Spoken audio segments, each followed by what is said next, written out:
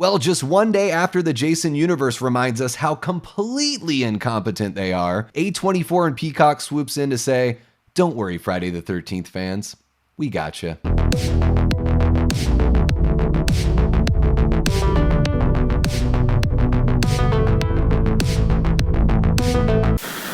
Welcome back to the channel, everyone. Davey, Deathray here with the horror news, where we sift through everything and give you the stories that you care about. And it's kind of funny, guys, because just yesterday we got word that the Jason universe and Angry Orchard scrubbed everything to do with Sweet Revenge from both of their YouTube channels. And here we've got some news from A24 and Peacock's Crystal Lake series, which looks awesome. So let's go ahead and dive into the article and see what we got. Real quick before we get going, please like, subscribe, share, and leave a comment. Let me know your thoughts on the Crystal Lake series down below. Okay, so jumping into the article over on Bloody Disgusting, written by John Squires, the headline reads, Crystal Lake creator teases, quote, "Rivers of Blood" in next year's Friday the 13th prequel series. Filming recently wrapped on the upcoming Friday the 13th prequel series Crystal Lake from A24, which will be the franchise's first official installment in almost 20 years when it premieres on Peacock sometime next year. And we're in good hands with this one, as showrunner Brad Caleb Kane is also the co-showrunner of HBO's It, Welcome to Derry. What can we expect from Crystal Lake? Brad Caleb Kane tells Entertainment Weekly in a brand new interview, quote, "In many ways, it's a psychological thriller.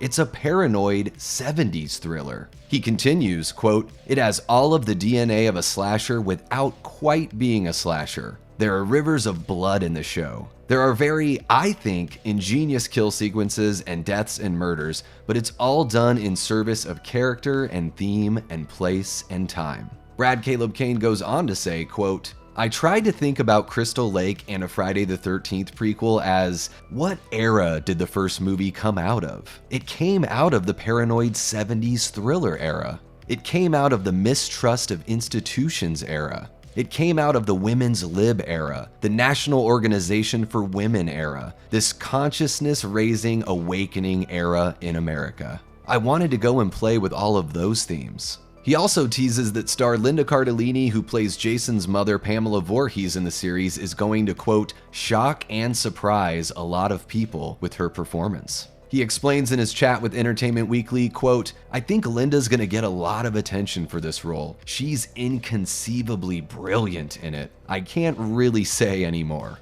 Callum Vincent is playing a young Jason Voorhees in the series, with Cardellini starring as Mrs. Voorhees. The series will serve as an expanded prequel to the 1980 slasher. And we've also got some other cast members listed here. I'm going to put that image up on the screen so you guys can check it out. And we'd previously gotten confirmation of some of these characters, but it is really cool to see that Crazy Ralph is in there, as well as Claudette and Barry. They're the first two victims in the whole entire franchise, so it'll be interesting to see how they work that in, and if they do something a little bit different this time around. We've also got confirmation here that Kay Christie, who's a relative of Steve Christie, will be in the show, and I'm still holding out hope that we will see Steve. I would love to see him as like 17, 18 years old, and maybe he's like a senior camp counselor just because his family owns the camp. So he's got some greater tie-in to Jason's tragic passing, rather than just being a relative that has to pay the price like he did in the original film. And the 8-episode series is set to be directed by Michael Lennox, Celine Held and Logan George, and Kien Tran. Okay, so an interesting bit of news there, and I think it's pretty awesome to see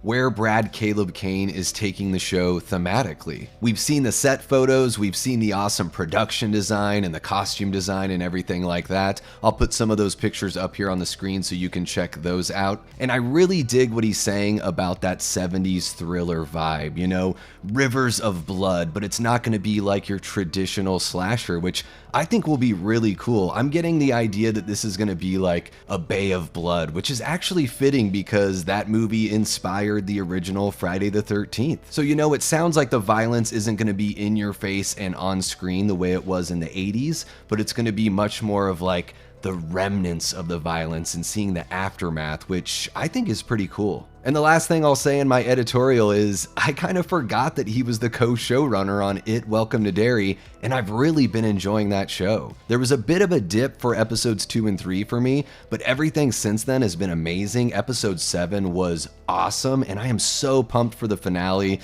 So yeah, Crystal Lake is looking pretty good right about now. I think the one big thing that they do so well in Welcome to Derry that I really hope they bring into Crystal Lake is the expansion of the lore in a way that is really pleasing the fans. He's shown that he knows how to map out a story, capture an era and a time and place so incredibly well, draw numerous characters and have plenty of storylines seamlessly running together, and I think that bodes really well for this show. And even if the Jason universe didn't exist as the complete antithesis of what they're doing here by dropping the ball and being completely bathed in incompetence, I would still be looking forward to this one because it looks damn solid and it looks like it's standing on its own 2 legs. But those are just my thoughts, and yeah, maybe the shitty Jason universe has me grasping at straws. But I'm curious to know what you guys think, so jump on into the comments, let me know your thoughts down there, let's get that conversation going. Thank you so much for stopping on by and checking out the video. Make sure you hit that like button, subscribe if you haven't already, and hit the notification bell so you don't miss a thing. Before we head out, I gotta give a big thank you and shout out to our Patreon members and YouTube channel members.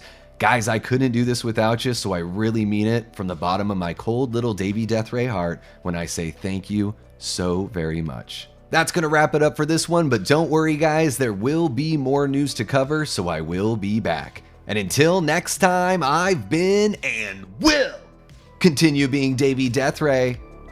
Take care.